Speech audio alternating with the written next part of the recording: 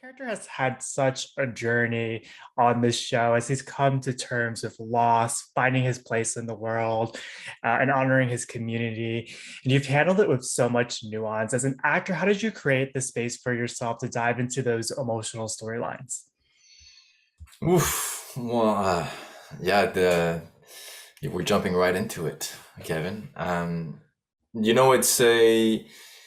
It's this weird craft, that we do as actors, and of obviously you get the script, this, you learn the story, but in order to access that within myself, I think you said it exactly right with Adil, where he's from. He's faced a lot of grief on both the losing a lot of people, but then also losing values that go with that, and so it's grieving parts of himself, not just people. And we emotionally, I think as an actor, there's personally for me, there's always a joy in expressing those darker colors, those darker emotions that typically in the day and or the day to day in society that we don't embrace as much, I think.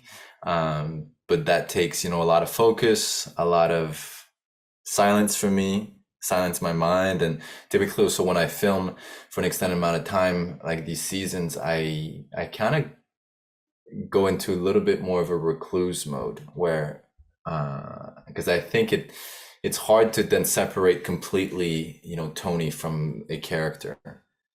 I think that there is always a separation once they say cut. I don't remain in character, but I think those colors are naturally affecting us.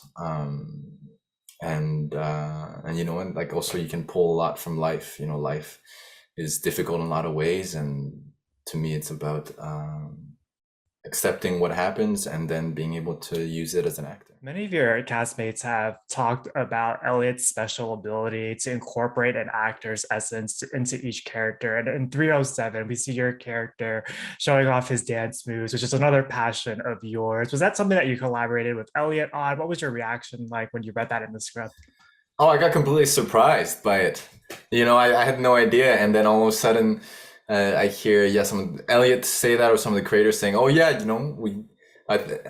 we've got a dance scene coming up for you," and I'm like, "What? What?" I hadn't even read the script, and then I read it, and it was awesome. And then we met with the choreographer, and I was so excited. I remember going into rehearsal and having done a lot of research to think like, okay, how would Adil dance, from his, how would I honor his heritage, but then also the journey that he's been on, which has been kind of from a more traditional Eastern world into Fort Salem, which is Yes. more Western norms. And I think he embodies both of those colors. And so it was a lot of fun to try and bring that in the dance. And yeah, I had so much fun, and I think you can see it on screen that when it comes to dancing, Yeah. and especially in the scene that where Adil is showing off a little bit to Abigail, it was such a delight. Yeah, it definitely comes across on screen. And this has actually been the longest that you've lived with a character. Has anything surprised you about this experience or your character's journey? It kind of becomes like a turtle race, where you have the space to become really comfortable with a character, um, and then but no matter what, I think if you've listened to the script, there's always change happening.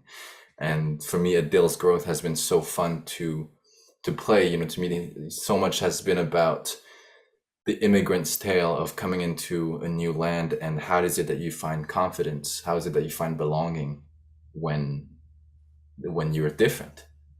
How is it that you fit in amidst your different way of thinking, different way of behaving, sometimes different languages. And to me, by this third season, Adil has truly become part of the unit.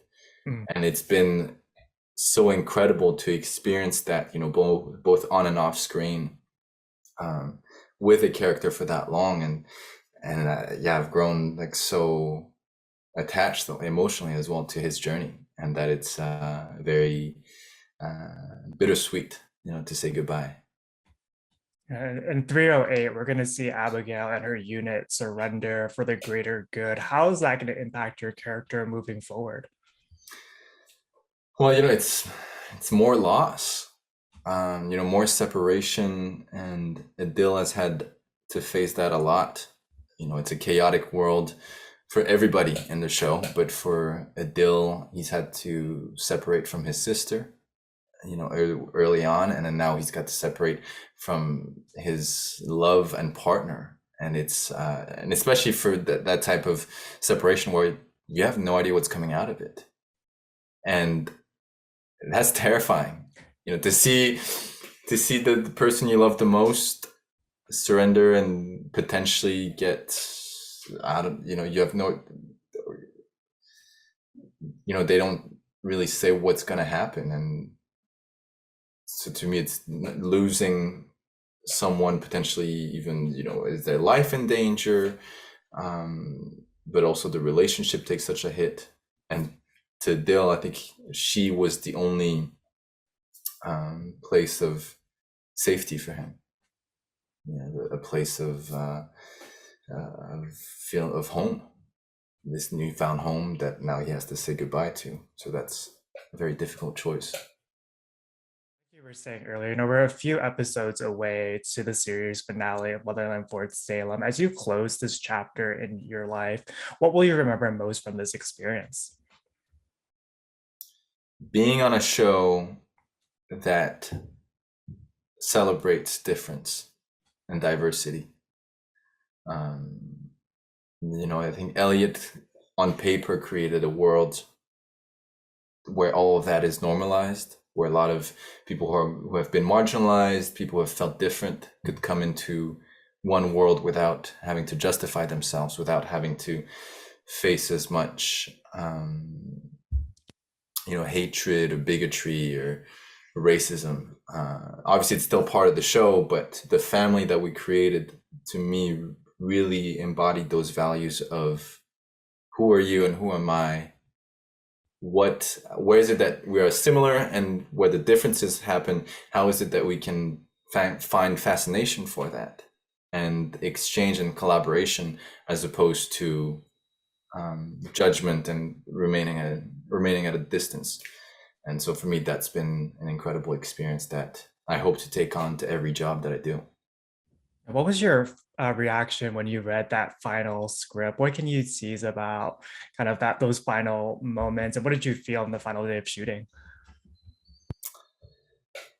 It was yeah, it's emotional. You know, it's so bittersweet. You know, to 3 years of my life, and there's something particular about having to say goodbye on a film set, because you're working with people that most of them, you know, you're never going to see again, or the setting is never going to be the same, even if you know, if you clicked really well with them. Typically, even if you hang out outside of it, it's not the same, because it's this working relationship where it becomes this, really, yeah, this world of its own. You know, you see people every day, you create a lot of great connections. So for the, you know, for not just for the story to end, but the filming to end, it was really emotional, and it makes you look back on how much everybody's grown over the years. You know, even Ashley, you know, she started the show and she was, I think, 20, and you know, now she's 23, and it's been incredible to see her growth as a woman. And or, you know, Kalida's character, you know, Yeah. Kylie Brown. She, you know, I met her and she was like small, and and then she grew so much over the years. You know, that's when you spend 3 years with a teenager, it makes you really see the growth. And that was a very emotional goodbye too, saying goodbye to Kylie. She's, I miss her. Yeah, This is yeah. this is a question that we've asked all of your castmates, but did you keep anything on set as kind of memorabilia for this experience? I kept some of the clothes. You know, some of the clothes, to me, that's kind of a way to commemorate uh, the show, and to have my little souvenirs. And the costume department to me did a fantastic job, and it had the show had a lot of originality, a lot of great fashion, especially as Adil. Yeah. I really enjoyed some of the pieces, so I went to that clothing sale and I had my fair share. Yeah, if you could share some parting words with Adil and the fans, what would it be? I'm gonna get emotional uh, thinking about that, but I'd say it's I think it's very normal to feel that you don't fit in. Um, to feel like an outcast, and I think it's okay to feel that way and to actually embrace those parts of you that are different. I think is a really beautiful journey that that I've learned a lot from playing Adil, and that I hope everybody can take on as well. To be able to celebrate your own differences amidst the pressures to conform. Beautifully said. I've had two more questions for you. Yeah. You've also recently started directing. How have your experiences behind the scenes now impacted the way that you approach characters on screen and vice versa? Oh man, yeah, directing. Then I realized, oh man, I do that as an actor. Oh wow, and I feel so embarrassed thinking or seeing what it's like to be on the other side of the screen, and to think like, oh man, as an actor, I do all these weird things that don't help the job at all, or so that's been a really nice learning curve. Or to sometimes I think it's made me being less self-conscious about certain things, just to say, okay, no, I just have to, just say the line this way, or just do, if the director just wants me to go and grab a pencil and say the line, just do it. It doesn't always have to make sense. But then, there's also I think that it emphasized the element of collaboration. To always have that, if I'm working as a director, to really have the conversation with the actor so that they understand. And I think that will really help me as a director to have been on the acting side. And then in the other way around, it's given me a lot more understanding for what the director goes through. That they typically have a million things going on in their head, and that as an actor, you're being vulnerable, and you're being quite open, and so I think it's natural to then want validation, or want reassurance that what you're doing is good, but that sometimes the director doesn't have time for it, and it's try not take it so personally. But it's hard, if you're cracking open and saying like, this is me. So yeah, I think it's grounded me in a lot of ways. And this is such an exciting time in your career. As you look ahead to the next 5, 10 years, is there a dream role or story that you would love to bring to life? And what's next for you? Mm. There's people, that I'd love to work with. To me, I love Christopher Nolan. I think I'd love to one day be on screen with him as a director, or like with him as directing me. I'd love to work with Tom Hardy. I think he's an incredible performer. And but in terms of like stories, or I mean specific stories, I mean, down the road, I think further than 5 or 10 years, I'd love to actually write my mom's story Mm. and make a film about it. She moved to France when she was in her early 20s, married a man, did all that in the 80s, and I think that came with a lot of struggles, and a beautiful story. That's something that's, I don't know, maybe more so 20 years down the road. I think in terms of what's next, where, I'm so there's the documentary that I've directed that we're looking to release, and so that's taking up a lot of time. And acting wise, I'm back to training, and actually I'd love to do some Shakespeare. I discovered Shakespeare recently. It's becoming a new passion very quickly. But then also seeing we're seeing what kind of opportunities come up and trying to be smart about which ones we want to go towards, and we'll see what comes out of that.